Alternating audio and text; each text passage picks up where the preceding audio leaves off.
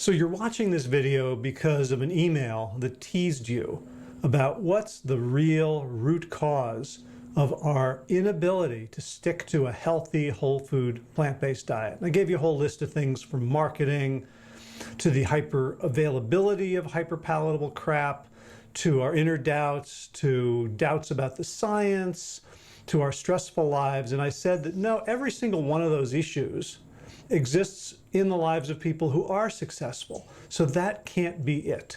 So what is the root cause of falling off of a diet, any diet? And the answer is we can't stick to the diet when we have to use food to change our state. When we have to use food for something other than nutrition. And when I say have to, I mean we don't have a choice. We all use food for things other than nutrition. We eat socially, we eat when we're bored, but the issue is, do we have a choice? Are we flexible enough to be able to recognize it and either to make good choices, so maybe a homemade date nut ball or a Lara bar instead of a Snickers bar? And do we have the flexibility to choose other ways of getting what we want and what we need other than food? If you can't tolerate a state, a way of feeling, could be a thought, it could be an emotion, it could be a sensation in the body. In fact, every sensation is also a thought and an emotion, and every thought is also a sensation and emotion. It's really all the same thing, but whichever one we notice will seem to be the main thing. Whenever we have one of those and we can't get rid of it, and we don't know how to get rid of it, and we feel like we have to get rid of it, food is the easiest, cheapest, most socially acceptable, most convenient way to do it. And sure, people do it with drugs, they do it with alcohol, they do it with work, they do it with porn, they do it with sex, they do it with internet scrolling. There's lots of ways in which we can turn up the volume on something other than that longing, that yearning.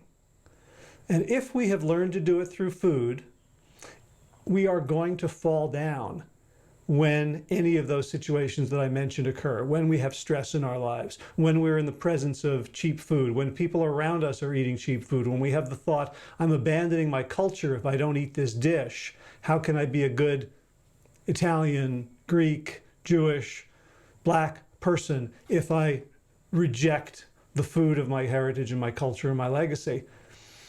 All of that ultimately funnels down to the question, do I need to change my state with food?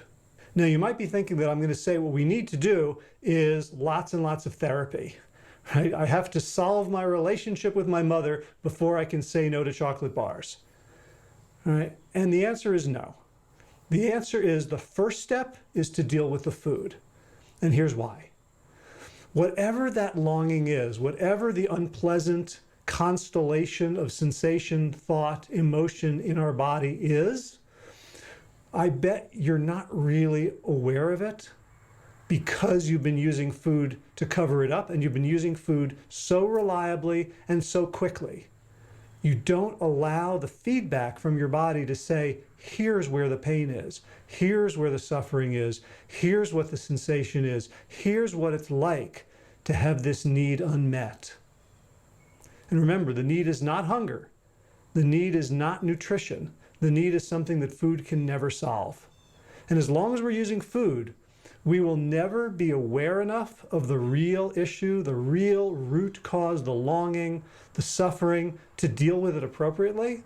And as long as we're using food, frankly, we're not even that motivated to deal with it, because food always makes us feel better in the moment. It's like that old song, The Arkansas Traveler. The plot of which is that you come across an old guy sitting on his porch and it's raining and the roof is leaking. And the traveler says, how come you don't fix your roof? He says, well, when it's raining, I can't go up on the roof. And when it's sunny, there's no need. In the same way, we never get around to fixing the roof of our own life, of our own being, as long as we have food available to help us make it through. So the answer is to deal with the food, but not to deal with the food as the issue, as the main problem. It's to use the food to withhold it, to practice withholding it, and to start to get familiar with what happens when we create space between the desire to binge on something and the action of binging. When we create space between the impulse and the fulfillment of the impulse. And that's hard work. And that requires courage, it requires persistence, and it requires something more than just being pissed off with your life. It can start there. Being pissed off is a great place to start, but it's unsustainable. It has to shift into solving for the yearning. And solving is not a great word because we are not problems to be solved. We are living, experiencing beings. And when we take on a way of eating that is conscious, that is healthy, we are opening the door to all kinds of other healing, all kinds of other coming into wholeness, all kinds of other attaining integrity, finding purpose, and living our values. The food is an entry drug to either a miserable, addictive life or to a life of introspection, of presence, and growth. So if you'd like to work with me on this, I have a program, it's called Laser Coaching. It's a full year in which we will deal with the externals, with the food. We'll look at your kitchen, we'll look at your shopping system, we'll look at all the specifics and all the details, and we're also going to do a deep dive into what food does for you, how it keeps you stuck, and where you might go once you begin approaching food from a different perspective. So the program is a whole year. This is not a drive-by, hey, let's figure out how we can get you a meal plan or a shopping list. This is a commitment to a deep dive. I'm raising the price, and I'm not going to get into all the reasons. I have very good reasons for raising the price in terms of my own business, in terms of the sustainability of it, in terms of the podcast and everything that I'm trying to do. And I've also been resisting because it's hard for me to charge money for the things that I do. And that's one of my own personal issues that I'm working on, is standing in my self-worth and saying to people, this is what it costs to work with me. So all that, long story short, I am going to be raising the price, and I didn't want to raise the price without giving people who've been mulling it over, who've been thinking about it, a chance to sign up right now. So today is October 13th. I'm going to be raising the price a week from today, October 20th. It's going to go up from $2,000 to $2,500 for the year, which if you divide it into 12 monthlies is still the cheapest coaching you can get from anyone, let alone private one-on-one coaching with recordings, with emails, with homework from, I'll say it, someone of my caliber.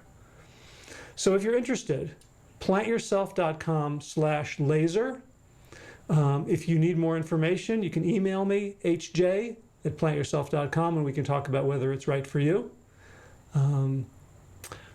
If this strikes a nerve, if it rings a bell, and you think like this is the year that I'm going to handle the eating, and I'm also open to handling all this other stuff, let's see if we can work together to make it that year for you. Again, plantyourself.com/laser. Probably put a button below or a link below this video to make it easy. Look forward to hearing from you. And by the way, so raising it in a week, I have slots for 3 more people to do the laser coaching. So it may, we'll see what happens. But I can't predict how the market, how you are going to respond, how people are going to respond. But if you're interested, again, plantyourself.com/laser. You can read all about it. Price is now $2,000. It's going up to $2,500 in a week. If you're the right person, I'd love to work with you. All right, have a great day.